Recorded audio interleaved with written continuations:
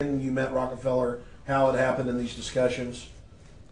I met Rockefeller through a female attorney I knew who called me up one day and said, one of the Rockefellers would like to meet you. I had made a video called Mad as Hell, and he'd seen the video and wanted to meet me and knew I was running for governor of Nevada. So sure, I'd love to meet him. And I met him and I liked him, and he was a very, very smart man. And we used to talk and share ideas and thoughts. And he's the one who told me 11 months before 9/11 ever happened that there was going to be an event. Never told me what the event was going to be, but there was going to be an event, and out of that event, we were going to invade Afghanistan to run pipelines from the Caspian Sea. We were going to invade Iraq, to take over the oil fields, establish a base in the Middle East, and make it all part of the New World Order. And we'd go after Chavez in Venezuela. And sure enough, later, 9/11 happened. And I remember he was telling me how how you're going to see soldiers looking in caves for people in Afghanistan and Pakistan and all these places. And there's going to be this war on terror, which there's no real enemy. And the whole thing is a giant hoax, but it's a way for the government to take over the American people. He told you it was going to be a hoax. Oh, yeah. Oh, yeah. There's no question. He says, there's going to be war on terror. And he's just laughing. There's no... Who are we fighting? I mean, why do you think 9/11 happened and then nothing's happened since then? Do you think that our security is so great here that these people who pulled off 9/11, who were able to, can't knock down another plane? Come on, it's ridiculous. 9/11 was done by people in our own government and our own banking system to perpetuate the fear of the American people into subordinating themselves to anything the government wants them to do. That's what it's about, and to create this war, this endless war on terror. And that's why and that was the first lie. And the next lie was going into Iraq, to get Saddam Hussein out with his weapons of mass destruction. That was the next lie. Now, specifically, this was a little over 6 years ago? This was 11 months before 9/11. Yeah. And Nick Rockefeller, who's a lawyer, he's become your friend over the previous years, and he's saying to you that there's going to be this big event, and then out of that we're going to have a war on terror, and it's just going to go on and on. Right. An endless war on terror without any real enemy. That you can never define a winner. And did he say that it's going to be perfect because you can't define an enemy? It just goes on and on? Yeah, because you can't define a winner. There's no one to beat, so it goes on and on forever.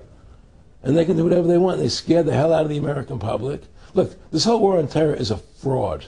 It's a farce. It's very difficult to say it out loud because people are intimidated against saying it. Because if you say it, they want to make you into a nutcase. But the truth has to come out. That's why I'm doing this interview. The fact of the matter happens to be that the whole war on terror is a fraud. It's a farce. Yeah, there's a war going on in Iraq because we invaded Iraq.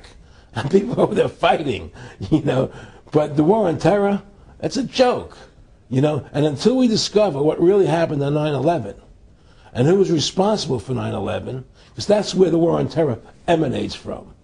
That's where it comes from. It was 9/11 that allowed this war on terror to begin. And until we get to the bottom root of 9/11, the truth of 9/11, we'll never know about the war on terror. Aaron, you said that he was, and I think it's important, and I know this about the Rockefellers from Dr. Dennis Cuddy and many others who literally, you'll be 20 years old in a lunch line at college, and no, it's David Rockefeller. And they're experts at recruiting and getting what they call players, and that clearly he was, I want to make it specific and just get you to reiterate what you said last night about you got 30% of the vote, you were having an effect, you made Mad as Hell, they knew that you'd started the Constitution Party, They knew that you were somebody who was taking action and getting things done, you'd already made some big films, had a lot of other successes, right. So they were trying to recruit you, and didn't it come down to the point of, hey, we are here to recruit you, and don't worry, your chip's going to say, don't mess with us, this guy's don't touch. Yeah, yes, that did happen. I was definitely being recruited. But it's more subtle than that. Well, in your words, just go through the process, and then what he said. Well, what it is remember we were friends, and we used to go to my house a lot. We'd have dinner, we'd talk, And he'd tell me about business investments, how you get involved in, you know, or they would help me with this business investment or that business investment. And was I interested in joining the Council on Foreign Relations? You know, I would have to get a letter to join them, but was I interested in that? And, you know, just stuff, you know, leading you on. And I used to say to him that I never really did that because that wasn't where I was coming from. You know, as much as I like you, Nick, you know, your ways and my ways, we're on the opposite side of the fence. You know, I don't believe in enslaving people, you know, and he would come back with, "Oh, I do." Or? Well, it would be more like, you know, it's better for them.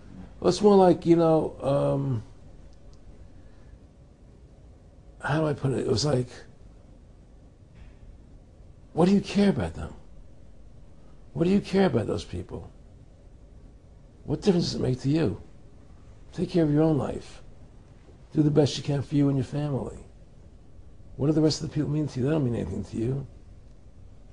They're just serfs. They're just people. You know, it was just a lack of caring, you know, and that's just not who I was. It was just sort of like cold, you know. It was just like cold, you know. And I used to say to him, what's the point of all this? You have all the money in the world you need. You have all the power you need. What's the point? You know, what's the end goal? And he said the end goal is to get everybody chipped, to control the whole society, to have the bankers, the elite people, you know, the bankers and some governor controlling the world. And I said, all the people in the Council on Foreign Relations believe this way you do? He said, no.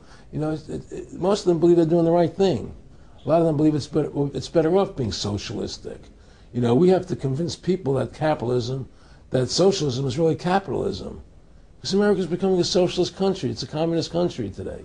Well, one of the things they told me was that he was at the house one night, and we were talking, and he started laughing. He said, "Aaron, what do you think women's liberation was about?" And I said, I had pretty conventional thinking about it at that point. I said, I think it's about women having the right to work, getting equal pay with men, just like they won the right to vote, you know? And he started to laugh. He said, "You're an idiot." And I said, "Why am I an idiot?" He said, let me tell you what that was about. We, the Rockefellers, funded that. We funded Women's Lib, you know?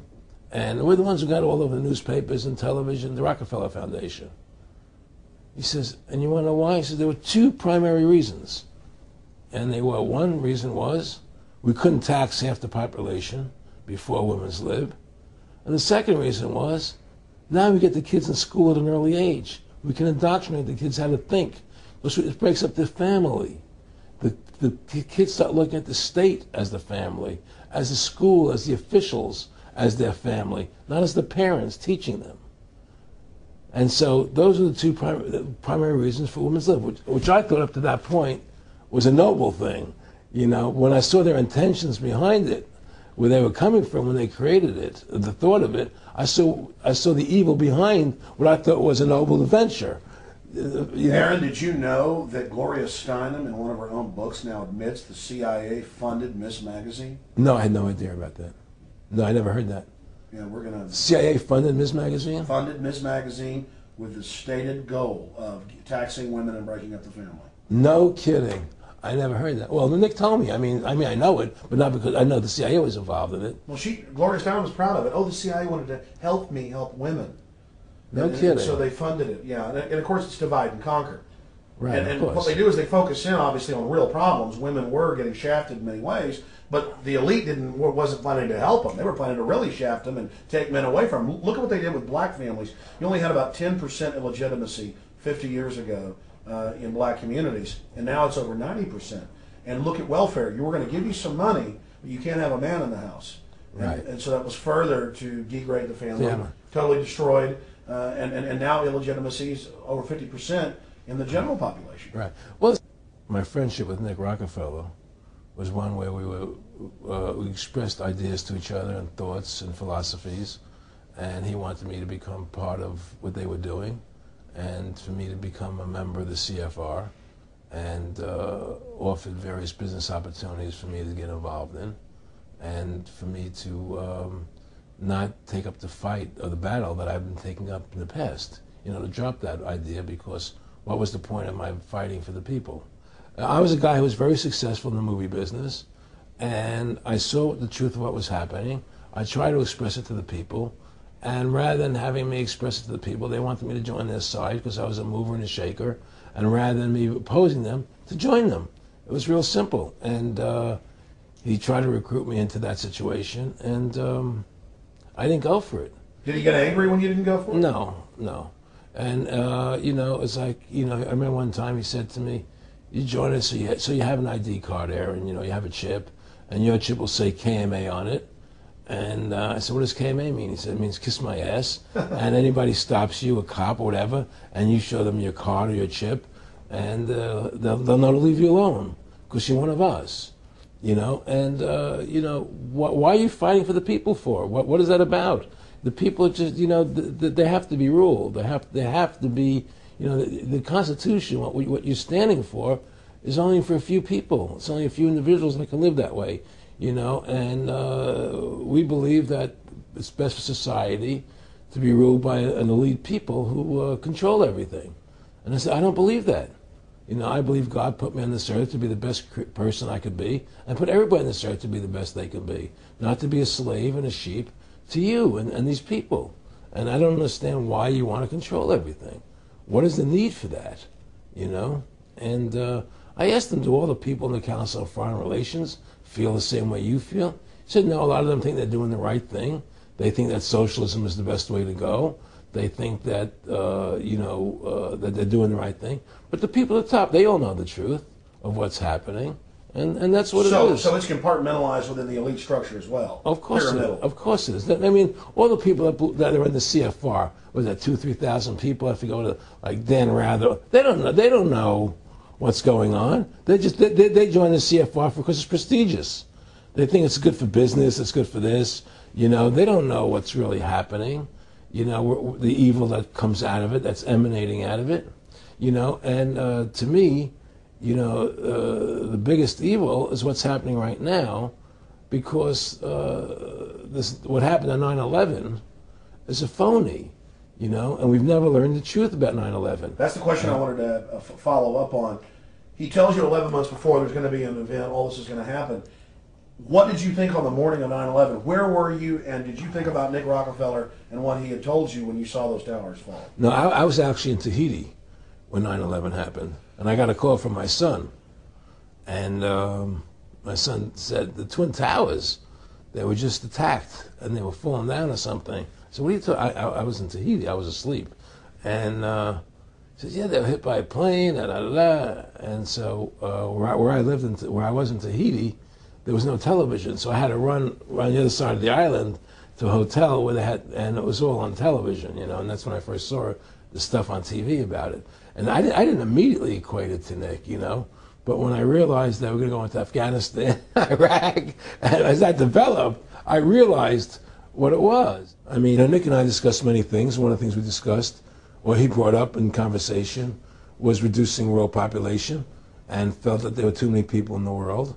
In a way, I agree, there are too many people in the world, but I don't think I have the authority to say who's going to die and who's not going to die, But they felt that they want to reduce world population, and he felt that it should be reduced by half. He even mentioned to me once they were having a real problem trying to solve the Israel-Palestinian problem. And he talked to me once about they were playing with the idea of bringing Israel to Arizona. And taking all the people from Israel and giving everybody $1 million and setting up Israel in the state of Arizona. Unbelievable.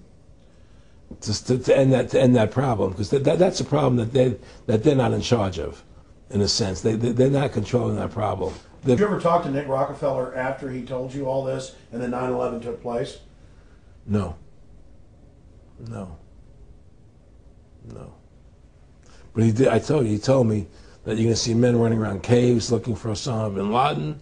You're going to see men looking for, these guys, and they're going to be, They told you it was all going to be bull. It's a phony. The whole thing is a fake. It's a fraud. Was he laughing, or was he just coldly saying this?